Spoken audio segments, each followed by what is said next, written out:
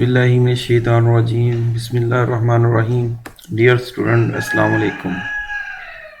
आज का हमारा टॉपिक है डिसऑर्डर्स।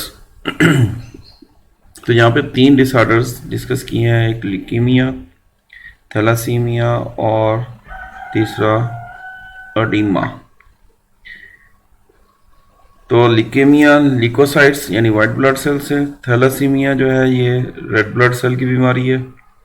ल्यूकेमिया को ब्लड कैंसर भी कहते हैं, और कैंसर का जैसे आपको पता है ये अनकंट्रोल्ड सेल डिवीजन है, यानी माइटोसिस से सेल प्रोड्यूस होते हैं लार्ज नंबर में, और ये इमेच्योर रहते हैं, मेच्योर नहीं होते हैं, इसलिए डिफेक्टिव होते हैं। इनका फ़ायदा कोई नहीं होता, जो काम करना होता है इन्होंने वो नहीं प्रॉपरली कर पाते। अगर ल्यूकेमिया की बात करते हैं तो ल्यूकेमिया जो है ये uncontrolled production of white blood cells हैं। तो ये कैंसरस म्यूटेशन होती है, उसकी निशानी है, ये बॉडी के ऊपर निशान अपीयर हो जाते हैं। वाइट ब्लड सेल्स बहुत ज़्यादा हो जाते हैं, लेकिन सारे डिफेक्टिव होते हैं, अपना प्रॉपर काम नहीं कर पाते। फिर ये कैंसरस म्यूटेशन कहाँ होती है? वाइट ब्लड सेल 2 जगह पे प्रोड्यूस होते हैं, एक तो बोन मैरो में, हड्डियों के अंदर, और दूसरा लिम्फोजीनस सेल्स, लिम्फाइड सेल्स के अंदर, यानी लिम्फाइड मासेस के अंदर, लिम्फेटिक सिस्टम में। तो 2 तरह के ये कैंसर हैं ल्यूकेमिया में, एक माइलोजीनस और दूसरा लिम्फोजीनस। तो इसमें बहुत बड़ी तादाद में अब normal white blood cell produce होते हैं, जो ब्लड के अंदर सर्कुलेट तो करते हैं, लेकिन बॉडी डिफेंस में ये काम नहीं कर पाते। तो इसमें जो पहले वाला जो है माइलोजीनस सेल्स, ये बोन मैरो सेल्स हैं। तो बोन मैरो सेल्स क्योंकि ये हड्डियों के अंदर प्रोड्यूस होते हैं, और ये मैलिग्नेंट ट्यूमर्स बनाते हैं, मैलिग्नेंट होते हैं नेचर, यानी मेटास्टेसिस से बॉडी के दूसरे हिस्सों में फैल जाते हैं, और सेकेंडरी पॉइंट्स ऑफ प्रोडक्शन बनाते हैं, यानी दूसरी जगह पे जाके सेटल हो जाएंगे और वहाँ पे भी मजीद सेल प्रोड्यूस करना शुरू कर देते हैं। इस तरह से मुख्तलिफ ऑर्गन में जब जाएंगे तो मुख्तलिफ ऑर्गन में ये वाइट ब्लड सेल्स प्रोड्यूस होना शुरू हो जाते हैं।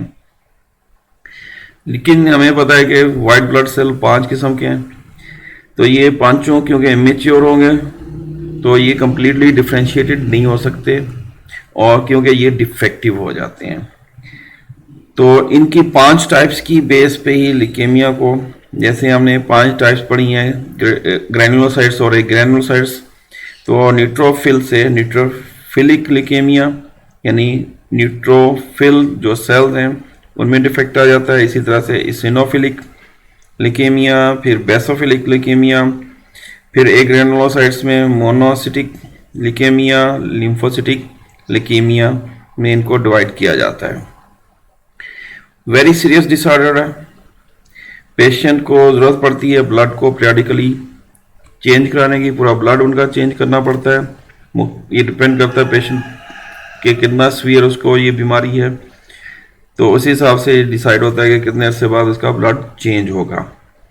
तो ब्लड कहाँ से लेंगे? डोनर्स देंगे, यानी ब्लड दूसरे लोगों से लेंगे, लेकिन मैच होना चाहिए।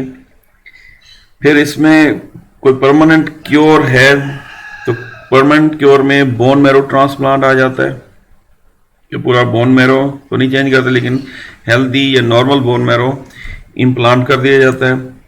ज़्यादातर केसेस में ये बहुत इफेक्टिव है, लेकिन बहुत एक्सपेंसिव है, यानी बहुत ज़्यादा महंगा तरीका है ये। फिर दूसरा है थैलासीमिया, ये ग्रीक वर्ड थैलासा मतलब सी, यानी इन लार्ज नंबर, यानी रेड ब्लड सेल का पूरा समंदर आ जाता है, लेकिन ये डिफेक्टिव होते हैं। हीम मीन ब्लड, इसको कूलेज एनीमिया भी कहते हैं, क्योंकि जो फर्स्ट टाइम जिस साइंटिस्ट ने इसको आइडेंटिफाई किया था उसका नाम है थॉमस बेंटन कूले।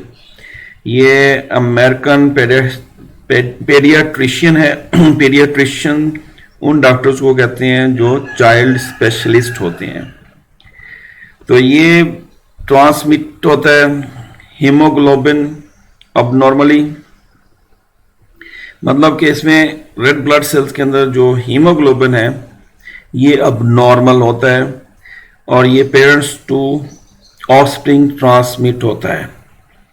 इसमें अगर हम बात करें तो इसमें नॉर्मल रेड ब्लड सेल्स हैं, जबकि एनीमिया वाले ये अब नॉर्मल होते हैं।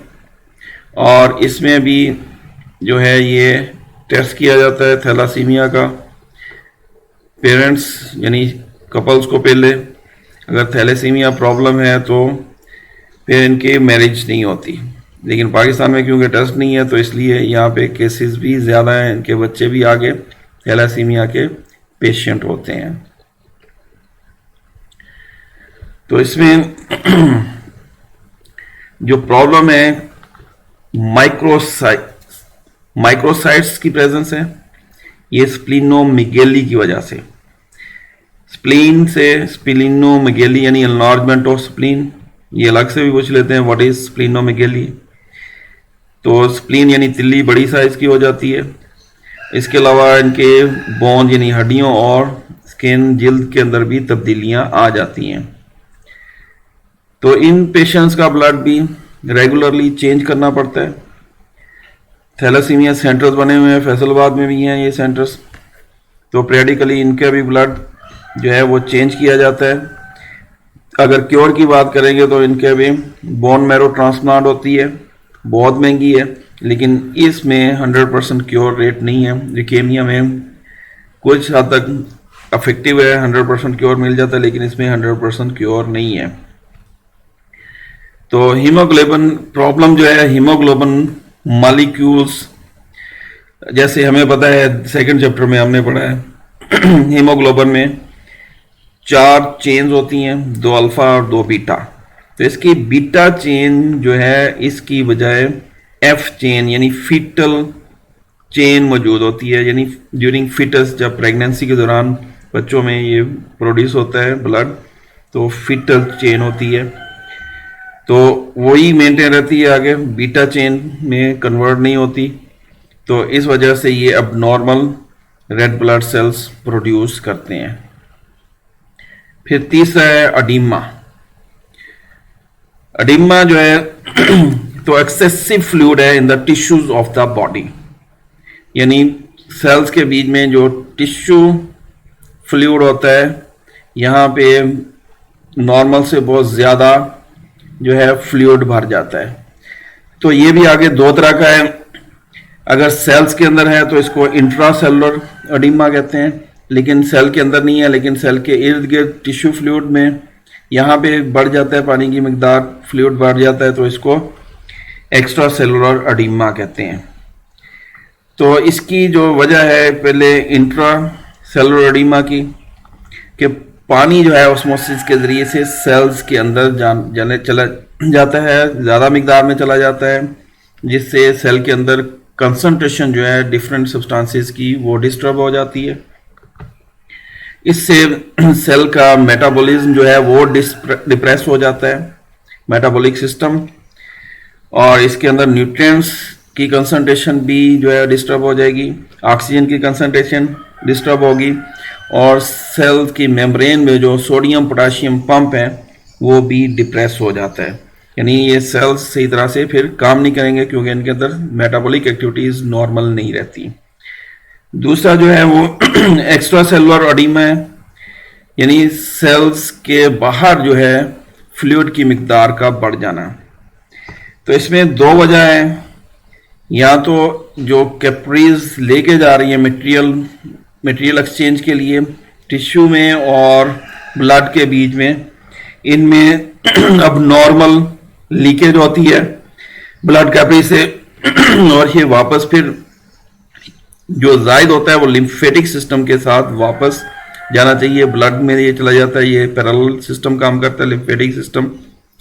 या तो यहाँ पे कैपरीज के अंदर एक्स्ट्रा लीकेज है, या फिर ये जो लिम्फेटिक सिस्टम है ये जायद फ्लूइड को वापस ब्लड सर्कुलेटरी सिस्टम में नहीं लेके जा रहा।